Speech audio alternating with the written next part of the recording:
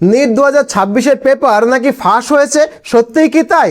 নিটের paper যদি সত্যিই leak হয়েই থাকে তাহলে এনটিএ এখনও পরীক্ষা ক্যান্সেল কেন করলো না? আর যদি সবটাই ফেক হয় তাহলে টেলিগ্রাম চ্যাট, স্ক্রিনশট আর ভাইরাল ভিডিওগুলো আসছে কোথা থেকে? মাত্র 10,000 টাকায় নাকি এক্সামের 42 ঘন্টা আগেই পেপার সার্কুলেটেড হয়েছে।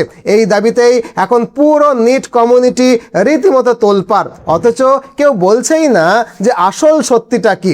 আর তাই আজকের এই ভিডিওটাতে আমরা দেখব এই পেপার লিকের খবরটা আসলে কতখানি সত্যি, এই বিষয়ে এনটিএর অফিসিয়াল রেসপন্স কি, ভাইরাল ক্লেমের মধ্যে কতখানি সত্যি আছে, আর এই পরিস্থিতিতে একজন নিট অ্যাসপিরেন্ট হিসাবে আমাদের এখন এক্স্যাক্টলি কি করা উচিত। ভিডিওটা শেষ পর্যন্ত দেখুন, কারণ একটা ভুল সিদ্ধান্ত আমাদের পুরো ফিউচারকেই এফেক্ট করতে পারে। তো চলুন বিষয়টা একটু ফ্যাক্ট চেক করে দেখি। দেখুন, কয়েকদিন ধরে একটা খবর খুব বেশি শোনা যাচ্ছে যে নিট 2026-এর প্রশ্নপত্র নাকি লিক হয়ে গেছে।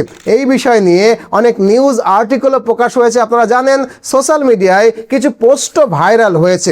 1 মে 2026-এ কিছু স্ক্যামার টেলিগ্রামে কিছু ছাত্রছাত্রীকে 10,000 টাকার বিনিময়ে নিট 2026-এর প্রশ্নপত্র বলে একটা পিডিএফ পাঠায়। তারা দাবি করে যে ওই পিডিএফে যে প্রশ্নগুলো আছে সেগুলোই নিট 2026-এর পরীক্ষায় আসবে। এরপর সেই টেলিগ্রাম চ্যাটের স্ক্রিনশট এবং ওই ভিডিও বিভিন্ন সোশ্যাল মিডিয়া প্ল্যাটফর্মে ভাইরাল হতে শুরু করে এবং খবর রটে যায় যে নিট 2026 পরীক্ষার প্রায় 42 ঘন্টা আগে কিছু ছাত্রছাত্রীর কাছে 10,000 টাকার বিনিময়ে প্রশ্নপত্র নাকি পৌঁছে গিয়েছিল। এই খবরটা নিউজে আসা মাত্রই ভাইরাল হয়ে যায়। বলা হতে থাকে যে প্রিন্টিং প্রেসে নিট 2026-এর প্রশ্নপত্র ছাপানো হয়েছিল সেখান থেকে নাকি পেপার লিক হয়ে গেছে, মানে পেপার বাইরে বেরিয়ে এসেছে। আর সোশ্যাল মিডিয়ায় এই দুটো খবর ছড়িয়ে পড়তেই নিট পরীক্ষার্থীদের মধ্যে রীতিমতো চাঞ্চল্য শুরু হয়ে যায় এবং বিতর্কটা এমন জায়গায় গিয়ে পৌঁছয় যে শেষমেশ এনটিএকে বিষয়টার উপরে দ্রুত হস্তক্ষেপ পর্যন্ত করতে হয় এবং এই বিতর্কের উত্তরে এনটিএকে একটা অফিসিয়াল স্টেটমেন্ট পর্যন্ত প্রকাশ করতে হয়। এই অফিসিয়াল স্টেটমেন্ট বা সরকারি বিবৃতিতে বলা হয় যে প্রথমত 1 মে টেলিগ্রামে কিছু ছাত্রছাত্রীকে নিট 2026-এর প্রশ্নপত্রের নামে যে পিডিএফ পাঠানো হয়েছিল সেগুলো আসল প্রশ্ন নয়, এটা পুরোটাই একটা স্ক্যাম ছিল। আর যতজন স্ক্যামার এবং যতগুলো টেলিগ্রাম গ্রুপ এই ধরনের পিডিএফকে শেয়ার করেছে তাদের সবার বিরুদ্ধে এনটিএ ইতিমধ্যেই কঠোর ব্যবস্থাও নিয়েছে।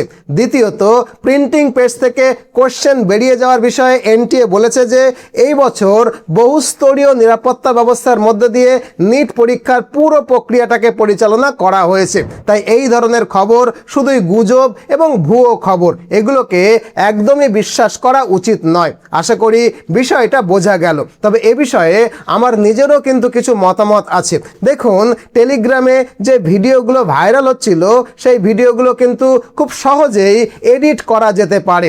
ধরুন, আমি আপনাকে 30শে এপ্রিল কোনো মেসেজ পাঠালাম, সেটাকে এডিট করে 1 মে দেখানোটা এমন কিছু কঠিন ব্যাপার কিন্তু নয়। আর আজকের এই এআই এর যুগে এডিটিংটা কোন পর্যায়ে গেছে সেটা কিন্তু কম বেশি আমরা সকলেই খুব ভালো করেই জানি। তাই যতক্ষণ পর্যন্ত কোনো শক্ত প্রমাণ বা এভিডেন্স সামনে না আসে ততক্ষণ এনটিএ ওই বিষয়টা কিন্তু মেনে নেবে না যে প্রশ্নপত্র লিক হয়েছে। আর যতক্ষণ পর্যন্ত এনটিএ এটা স্বীকার না করছে ততক্ষণ পর্যন্ত এই খবরটাকে ভুয়ো খবর হিসেবেই কিন্তু ধরা হবে। তাই আমরা যতই লড়াই করি, যতই আলোচনা করি, যত এভিডেন্সই জোগাড় করি না কেন, যতক্ষণ পর্যন্ত এনটিএ অফিসিয়ালি না বলবে যে প্রশ্নপত্র লিক হয়েছে ততক্ষণ কোনো অ্যাকশন কিন্তু নেওয়া হবে না। তাই যদি মনে হয় যে আপনার নিট 2026 পরীক্ষা খুব ভালো হয়েছে তাহলে এখন থেকেই নিজের মেডিকেল কলেজে যাওয়ার প্রস্তুতি নিতে শুরু করে দিন। আর যদি মনে হয় পরীক্ষা ততটা ভালো হয়নি তাহলে এই ভুয়ো খবরের ভরসায় থাকার কোনো দরকার নেই। যদি মনে হয় আরও একবার সময় নিয়ে ভালো করে নিট পরীক্ষাটা দেবেন তাহলে এখন থেকেই পরিশ্রম শুরু করুন। আর যদি মনে হয় না বছর নষ্ট করবেন না, বছর নষ্ট না করে এবছরই এমবিবিএস করবেন, তাহলে সাধ্যের মধ্যে খরচে বিদেশ থেকে এমবিবিএস পাশ করে আসতে পারেন। যদিও বিদেশে পড়তে যাওয়ার বিষয়টা শুনলেই অনেকেই চমকে ওঠেন, কিন্তু সত্যিটা হলো আমাদের দেশের বেসরকারি মেডিকেল কলেজগুলো থেকে এমবিবিএস করতে কোটি টাকার ওপরে খরচ হলেও তার 1/4 টাকায় অনায়াসেই রাশিয়া, জর্জিয়া, উজবেকিস্তানের মতো দেশগুলো থেকে অনায়াসে এমবিবিএস পাশ করে দেশে ফিরে আসা যায়। আমাদের একটা প্রতিষ্ঠান আছে মিশন এমবিবিএস কলকাতা, যারা দীর্ঘ 10 বছর ধরে সফলভাবে এই ফিল্ডে কাজ করছে। আপনি চাইলে আমাদের প্রতিষ্ঠান মিশন এমবিবিএস কলকাতাকে ফোন করতে পারেন। আমাদের অফিসে ফোন করে অ্যাপয়েন্টমেন্ট বুক করলে আপনাকে একটা ডেট দেওয়া হবে।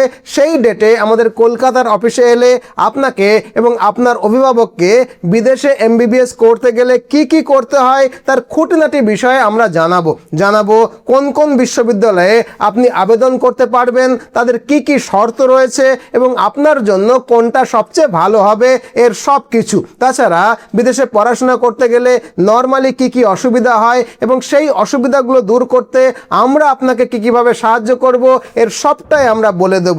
এই সাহায্যের মধ্যে থাকবে অ্যাডমিশন, অ্যাকোমোডেশন, ভিসা প্রসেসিং, যদি দরকার হয় ব্যাংক লোন, কারেন্সি এক্সচেঞ্জ, এমনকি মেডিকেল কলেজ পর্যন্ত পৌঁছে দেওয়ার ব্যবস্থাটা আমরাই করব।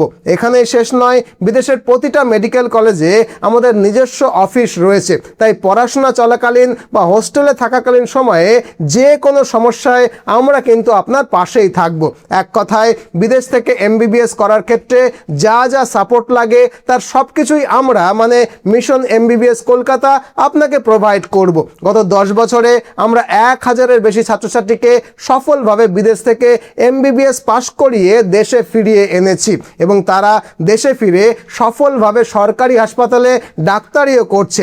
আপনি চাইলে আমাদের সফল ছাত্রছাত্রী এবং তাদের অভিভাবকদের সাথে আপনিও কথা বলে নিতে পারেন, সে ব্যবস্থাটাও কিন্তু আমরাই করে দেব। সেক্ষেত্রে আমাদের প্রতিষ্ঠান মিশন এমবিবিএস কলকাতা সম্পর্কে আপনার কনফিডেন্সটা একটু বাড়বে। তাই যদি আপনি ফ্রেশার্স হন বা ডপার্সও হন, আমাদেরকে অনায়াসে ফোন করতে পারেন। আমাদের প্রতিষ্ঠান মিশন এমবিবিএস কলকাতার সঙ্গে যোগাযোগ করতে ডেসক্রিপশন বা পিন কমেন্টে দেওয়া এই ফোন নাম্বারে ফোন করে বিস্তারিত তথ্য জানতে পারেন, অথবা এই ফোন নম্বরে ফোন করে একটা অ্যাপয়েন্টমেন্ট ফিক্স করে আমাদের কলকাতা অফিসে এসেও কথা বলতে পারেন। কলকাতার অফিসে এলে আপনার সঙ্গে আমার দেখা হবে। যাই হোক, এই আলোচনার পরেও যদি আপনার মনে আরও কিছু জানার প্রশ্ন থাকে তাহলে নিশ্চয়ই কমেন্ট বক্সে জানাবেন। আর কোন বিষয়ে আপনি ভিডিও চান সেটা লিখে দেবেন, আমি নিশ্চয়ই সেই বিষয়ে ভিডিও বানাবো। আজ এ পর্যন্তই, ভালো থাকবেন। নতুন ভিডিও নিয়ে আবারও দেখা হবে। আর হ্যাঁ, ভিডিওটাকে একটা লাইক করে দেবেন প্লিজ, আর নতুন হলে চ্যানেলটাকে সাবস্ক্রাইব করে নেবেন। আমাদের কলকাতার অফিসে এলে নিশ্চয়ই আপনার সঙ্গে আমার দেখা হবে। ভালো থাকবেন।